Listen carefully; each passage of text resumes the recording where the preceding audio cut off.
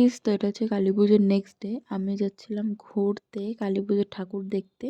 তো ready teddy হয়ে বেরিয়ে পড়েছি। এটা প্রায় এখন অনেকটা লেট হয়ে গেছিলো, আমাদের বাড়ানোর কথা ছিল 12টার মধ্যে, আর আমরা প্রায় 1:30 থেকে 2টো বাজিয়ে দিয়েছি।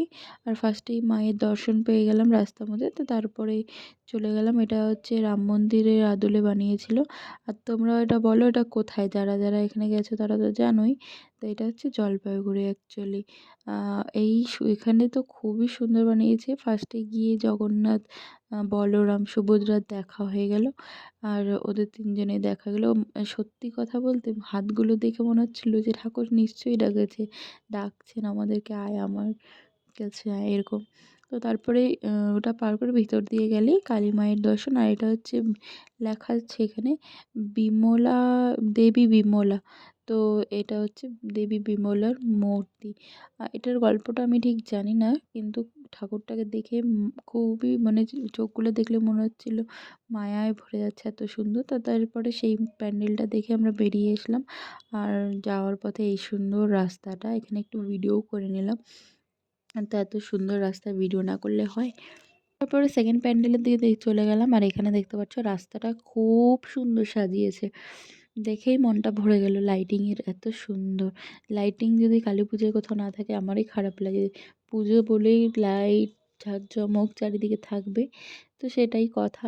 তো তারপরে এই প্যান্ডেলটাও দেখতে পাচ্ছ খুবই সুন্দর হয়েছে। প্রতিটা প্যান্ডেলের মধ্যেই একটা আলাদা আলাদা ব্যাপার, সৌন্দর্য ফুটে উঠেছে। তো তারপরে ঠাকুরের মুখটা তো খুবই সুন্দর লেগেছে।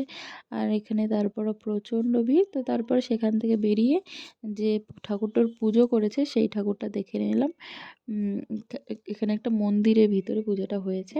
তো তারপরে এই রাস্তাটা তো সবাই চেনো, যারা যারা জলপাইগুড়িতে থাকো নিশ্চয়ই কমেন্টে জানাবে এটা কোথায়, বলবে। তারপরে এখানে একটু ভাকা পিঠা দেখে নিলাম। আর এই পিঠেটা না খেলে আমার জন্য শান্তিই হয় না। মানে আমার এত ভালো লাগে, এত ভালো লাগে, মানে যেখানেই দেখি না কেন, আমি যতই পুজোতে ঘুরতে যাই, অনুষ্ঠানে যেখানেই যাই না কেন, এই পিঠেটা আমি বানাতে দেখলে আমি খাবই। তারপরে খেয়ে সেখান থেকে তারপর একটু আগিয়ে গেলাম, এবং দেন এখানে একটা পুজো ছিল সেটাই দেখছি। একটা মন্দিরের ভিতর বানিয়েছিল। এখানে তো খুবই সুন্দর কুঁড়ে ঘরের মধ্যের উপরে ছিল, থিমটা ছোট্ট করে বানিয়েছে, খুব ভালো লেগেছে। দেন সেটা দেখে আমরা একটু বেরিয়ে পড়লাম। এখানে একটা প্যান্ডেল ছোট, আর তারপরে চলে আসলাম এই প্যান্ডেলটাতে। আমার অ্যাকচুয়ালি ক্লাবগুলো মনে নেই, আমি পড়ছিলাম বাট ক্লাবগুলো মনে নেই এটা কোন ক্লাব। তো আমরা জানিয়ে একটু বলে দিও এই ক্লাবটার নাম কি। তারপর এটা খুবই সুন্দর। এখান থেকে তারাপীঠে কারা কারা রিয়েলে তারাপীঠ গেছো? তো আমি তো একবারই গেছি, তো তারপর আরও যাওয়ার ইচ্ছে, বাট আমি তো যেতে পারলাম না, তাই মাও চলে এসছে আমার এই কাছে। তাই আমার কপালে ছিল মনে হয়, তাই জন্যই দেখা। তো এটাও খুব সুন্দর। এটা করেছে জলপাইগুড়ির, ঠিক আমার ক্লাবটা সত্যি মনে নেই। তারপর এখানে দুই একটা ফটো তুলে নিলাম, আর তারপর সেখান থেকে বেরিয়ে চলে গেলাম আর একটা প্যান্ডেল। আর এখানে এই প্যান্ডেলটা দেখো, মানে এত লাইট, এত লাইট যে আমার ক্যামেরার মধ্যে ফার্স্টে আসছিলই না লাইটের ইসে, খালি আলোটা দেখতেই পাচ্ছ। আর ডিজাইনগুলো তো বোঝাই যাচ্ছিলো না। তারপরে এই প্যান্ডেলটার ভেতরে ঢুকলাম। খুবই সুন্দর করেছে মায়ের মূর্তিটা, খুবই মানে খুবই সুন্দর লেগেছে আমার মূর্তিটা।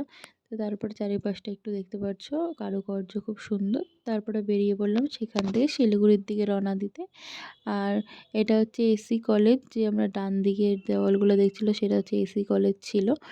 দেন সেখান থেকে বেরিয়ে আমরা একটু রাস্তায় একটা জায়গায় দাঁড়ালাম, সবাই চা খাচ্ছিলাম, আমি একটু ঘুগনি নিলাম, অনেক দিন পরে দেখলাম ডিম ঘুগনি, খুবই ভালো লাগে এগুলাই খেতে।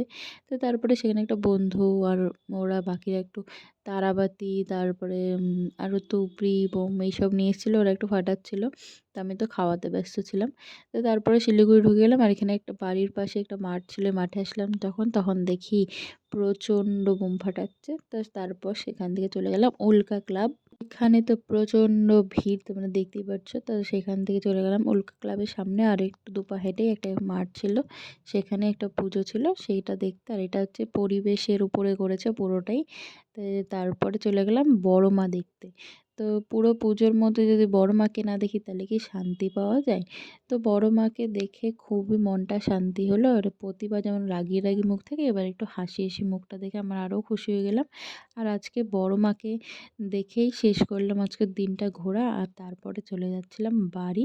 আর এখানে ২ একটা ফটোস, ভিডিওস করে নিলাম বড় মার এখানে।